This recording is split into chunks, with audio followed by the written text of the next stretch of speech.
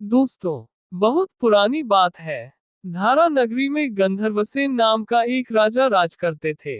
उसके 4 रानियां थीं। उनके 6 लड़के थे जो सब के सब बड़े ही चतुर और बलवान थे।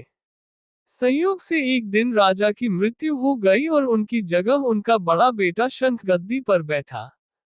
उसने कुछ दिन राज किया, लेकिन छोटे भाई विक्रम ने उसे मार डाला और स्वयं राजा बन बैठा। उसका राज्य दिनों दिन बढ़ता गया और वह सारे जम्बूद्वीप का राजा बन बैठा। एक दिन उसके मन में आया कि उसे घूमकर सैर करनी चाहिए और जिन देशों के नाम उसने सुने हैं उन्हें देखना चाहिए। सो वह गद्दी अपने छोटे भाई भर्तृहरि को सौंपकर योगी बनकर राज्य से निकल पड़ा। उस नगर में एक ब्राह्मण तपस्या करता था। एक दिन देवता ने प्रसन्न होकर उसे एक फल दिया और कहा कि इसे जो भी खाएगा वह अमर हो जाएगा। ब्राह्मण ने वह फल लाकर अपनी पत्नी को दिया और देवता की बात भी बता दी। ब्राह्मणी बोली, हम अमर होकर क्या करेंगे? हमेशा भीख मांगते रहेंगे। इससे तो मरना ही अच्छा है। तुम इस फल को ले जाकर राजा को दे आओ और बदले में कुछ धन ले आओ। ये सुनकर ब्राह्मण फल लेकर राजा भर्तृहरि के पास गया और सारा हाल कह सुनाया। भर्तृहरि ने फल ले लिया और ब्राह्मण को 1 लाख रुपये देकर विदा कर दिया। भर्तृहरि अपनी एक रानी को बहुत चाहता था। उसने महल में जाकर वह फल उसी को दे दिया। रानी की मित्रता शहर कोतवाल से थी। उसने वह फल कोतवाल को दे दिया। कोतवाल एक वेश्या के पास जाया करता था। वह उस फल को उस वेश्या को दे आया। वेश्या ने सोचा कि यह फल तो राजा को खाना चाहिए। वह उसे लेकर राजा भर्तृहरि के पास गई और उसे दे दिया। भर्तृहरि ने उसे बहुत सा धन दिया, लेकिन जब उसने फल को अच्छी तरह से देखा तो पहचान लिया। उसे बड़ी चोट लगी, पर उसने किसी से कुछ कहा नहीं। उसने महल में जाकर रानी से पूछा कि तुमने उस फल का क्या किया? रानी ने कहा, मैंने उसे खा लिया। राजा ने वह फल निकालकर दिखा दिया।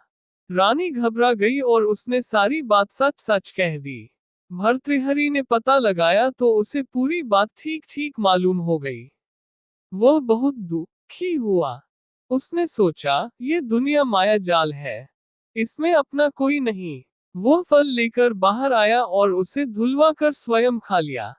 फिर राजपाट छोड़ योगी का भेष बना जंगल में तपस्या करने चला गया।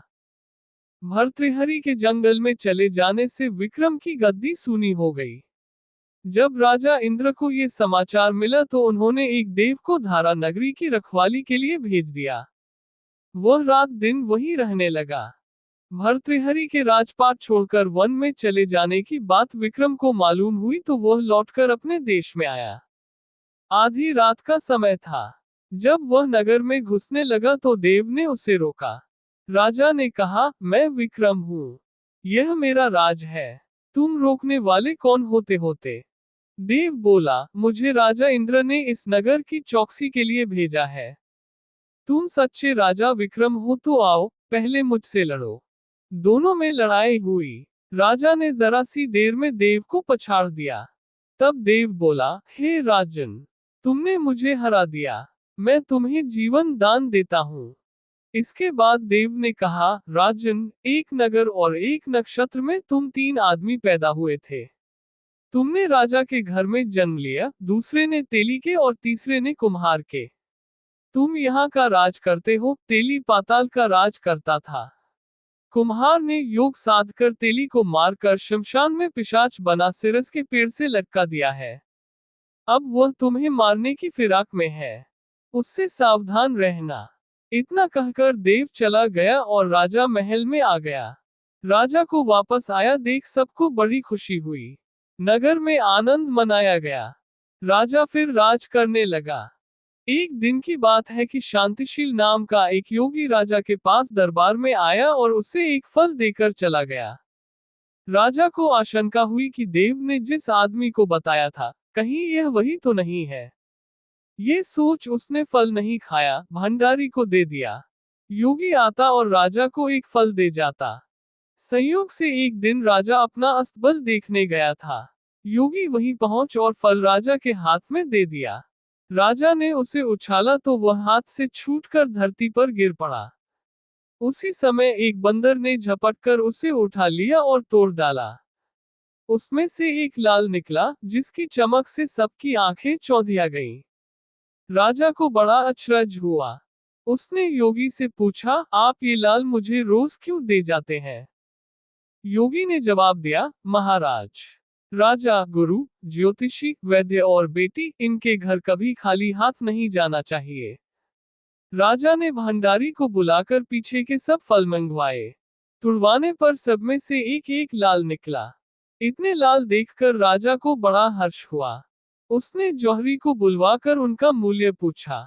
जौहरी बोला, महाराज, ये लाल इतने कीमती हैं कि इनका मोल करोड़ों रुपयों में भी नहीं आंका जा सकता। एक एक लाल एक एक राज्य के बराबर है। ये सुनकर राजा योगी का हाथ पकड़कर गद्दी पर ले गया। बोला, योगीराज, आप सुनी हुई बुरी बातें दूसरों के सामने नहीं कही जाती। राजा उसे अकेले में ले गया। वहां जाकर योगी ने कहा, महाराज, बात यह है कि गोदावरी नदी के किनारे मसान में मैं एक मंत्र सिद्ध कर रहा हूँ। उसके सिद्ध हो जाने पर मेरा मनोरथ पूरा हो जाएगा। तुम एक रात मेरे पास रहोगे तो मंत्र सिद्ध हो जाएगा। एक दिन रात को हथियार बांधकर तुम अकेले मेरे पास आ जाना। राजा ने कहा, अच्छी बात है। इसके उपरांत योगी दिन और समय बताकर अपने मठ में चला गया। वह दिन आने पर राजा अकेला वहां पहुंचा। योगी ने उसे अपने पास बिठा लिया। थोड़ी देर बैठकर राजा ने पूछा, महाराज, मेरे लिए क्या आ गया है? योगी ने कहा, राजन, यहाँ से दक्षिण दिशा में 2 कोस की दूरी पर मसान में एक सिरस के पेड़ पर एक मुर्दा लटका है। उसे मेरे पास ले आओ, तब तक मैं यहाँ पूजा करता हूँ। ये सुनकर राजा वहां से चल दिया। बड़ी भयंकर रात थी। चारों ओर अंधेरा फैला था। पानी बरस रहा था। भूत प्रेत शोर मचा रहे थे। सांप आकर पैरों में लिपटते थे। लेकिन राजा हिम्मत से आगे बढ़ता गया। जब वह मसान में पहुंचा तो देखता क्या है कि शेर दहाड़ रहे हैं, हाथी चिंघाड़ रहे हैं, भूत प्रेत आदमियों को मार रहे हैं। राजा बेधड़क चलता गया और सिरस के पेड़ के पास पहुंच गया। पेड़ जड़ से फुनगी तक आग से दहक रहा था। राजा ने सोचा, हो ना हो, ये वही योगी है जिसकी बात देव ने बताई थी। पेड़ पर रस्सी से बंधा मुर्दा लटक रहा था। राजा पेड़ पर चढ़ गया और तलवार से रस्सी काट दी। मुर्दा नीचे गिर पड़ा और दहाड़ मार मार कर रोने लगा। राजा ने नीचे आकर पूछा, तू कौन है? राजा का इतना कहना था कि वह मुर्दा खिलखिलकर हंस पड़ा। राजा को बड़ा अचरज हुआ। तभी वह मुर्दा फिर पेड़ पर जा लटका। राजा फिर चढ़कर ऊपर गया और रस्सी काट मुर्दे का बगल में दबा नीचे आया। बोला, बता, तू कौन है? मुर्दा चुप रहा। तब राजा ने उसे एक चादर में बांधा और योगी के पास ले चला। रास्ते में वह मुर्दा बोला, मैं बेताल हूँ। तू कौन है और मुझे कहाँ ले जा रहा है? राजा ने कहा, मेरा नाम विक्रम है। मैं धारा नगरी का राजा हूँ। मैं तुझे योगी के पास ले जा रहा हूँ। बेताल बोला, मैं एक शर्त पर चलूंगा। अगर तू रास्ते में बोलेगा तो मैं लौटकर पेड़ पर जा लटकूंगा। राजा ने उसकी बात मान ली। फिर बेताल बोला, पंडित, चतुर और ज्ञानी, इनके दिन अच्छी अच्छी बातों में बीतते हैं, जबकि मूर्खों के दिन कलह और नींद में। अच्छा होगा कि हमारी राह भली बातों की चर्चा में बीत जाए। मैं तुझे एक कहानी सुनाता हूँ। ले सुन। तो दोस्तों, अगली कहानी के लिए हमेशा जुड़े रहे।